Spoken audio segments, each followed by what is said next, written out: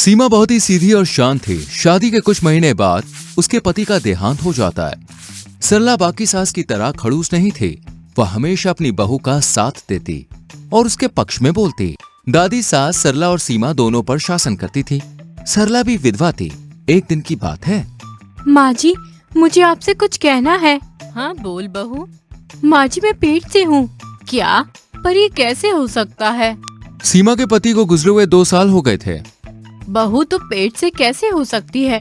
माँ जी, मैं किसी से प्यार करती हूँ और ये बच्चा उसी का है। कौन है वो? मुकेश। एक दिन जब मैं अपनी दोस्त की शादी में गई थी, तभी हम दोनों के बीच। समझ में नहीं आ रहा बहू। खुश हो कि तूने अपनी जिंदगी की नई शुरुआत की है, या फिर दुखी हो कि 4 लोग क्या कहेंगे जब ये सब पता चलेगा? तो 4 लोग से पहले तो तेरी दादी सास मुझे और तुझे कच्चा चबा जाएंगी। माँ जी, मैं मुकेश से शादी करना चाहती हूँ। ये सुनकर सरला चौंक गई और सोचने लगी, अब जब पेट से हो ही गई है तो इसकी शादी करनी ही होगी। पर यह काम बड़ा मुश्किल था। ठीक है, तेरी शादी मुकेश से ही होगी। सीमा खुश हो जाती है और खुशी में सरला के गले लग जाती है। सारी बातें कुंती दादी कमरे के बाहर खड़ी होकर सुन रही थी। अरे करम चली, एक तो तू कहीं और मुंह काला करके आई है, ऊपर से महारानी को शादी भी करनी है, और तू सरला इसका साथ देकर इसके पाप में भागीदारी भी बन रही है। और क्या करूं माँ जी, बेटे के जाने के बाद बेचारी ने सब कुछ त्याग दिया। अब इसकी जिंदगी में खुशी आई है तो क्यों ना हम सब इसका साथ दें। राम राम राम राम। ऐसा अनर्थ आज तक हमारे खानदान में नहीं हुआ है और मैं अब होने भी नहीं दूंगी। सीमा, तू अपना ये बच्चा गिरा दे और भूल जा अपने प्यार को। माँ जी थोड़ा धीरे बोलिए, 4 लोग सुन लेंगे तो क्या कहेंगे? ये बात कुंती जोर से बोलती है, जिससे कमरे के बाहर जा रहे मोहल्ले की औरतें ये बातें सुन लेती हैं।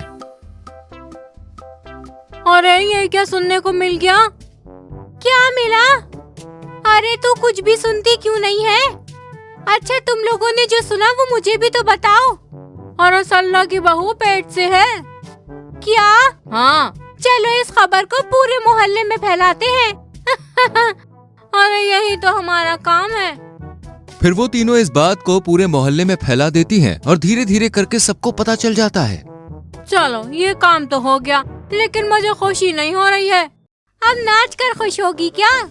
अरे अच्छा आइडिया है, चलो हम सब डांस करते हैं, खुशी दोगुनी हो जाएगी और सरला की बदनामी भी।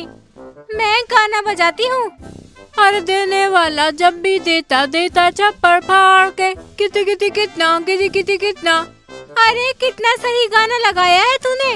चलो नाचने के बाद सरला के घर चलते हैं, उसको थोड़ा जलील करेंगे, मजा आएगा। फिर तीनों सरला के घर जाती हैं। कहाँ हो अम्मा? अरे ओ अम्मा, कहाँ हो? कौन है जो अपना गला फाड़ रहा है? अरे बाहर तो आओ पहले। तुम तीनों यहाँ क्या कर रही हो?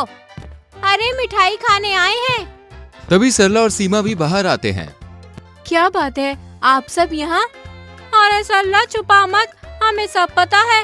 तेरी बहू तेरे बेटे के मरने के 2 साल बाद पेट से है, ये कुदरत का करिश्मा ही तो है। ऐसा ये औरत जानबूझकर कहती है। तुम लोग कुछ भी आकर बोलोगे, जाओ यहाँ से। अरे हम कुछ भी नहीं बोल रहे हैं अम्मा, तुम भी अच्छे से जानती हो। और नहीं तो क्या, तुम्हारी बहू सरला भी तुम्हारे बेटे के जाने के 2 महीने बाद पेट से हुई थी, लेकिन सीमा तो 2 साल बाद। अम्मा, तुम्हारे खानदान में कोई खोट है क्या? जिसको देखो पति के जाने के बाद गुल खिला रही है। अरे चुप हो जाओ नासपीटो, हमें जलील करने यहाँ आए हो क्या? सही तो कह रही है, इस बात पे तो मैंने ध्यान ही नहीं दिया। इसलिए ये सरला इस कलमुही का साथ दे रही है, क्योंकि इसने भी यही किया था। माँ जी आप ये क्या कह रही है? चुप हो जा, एकदम सही कह रही हूँ। तुम दोनों सास बहू अभी के अभी निकलो मेरे घर से। सरला को तो पहले ही निकाल देना चाहिए था मुझे। तीनों औरतें सोचती हैं, चलो हमारा काम तो हो गया। तभी मुकेश वहाँ पे आ जाता है। मुकेश तुम यहाँ? हाँ सीमा, मैं रह नहीं पाया जब ये खुशी मेरे कानों में पड़ी तो। चलो मेरे साथ मेरे घर चलो, मैं तुम्हें और तुम्हारी सास को लेने आया हूँ।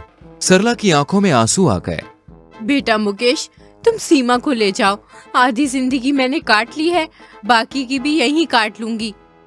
नहीं माँ जी, आप भी हमारे साथ चलिए। तभी मुकेश सीमा और सरला को अपनी बड़ी सी गाड़ी में बैठा कर ले जाता है और सब उसे हैरानी से देखते रह जाते हैं।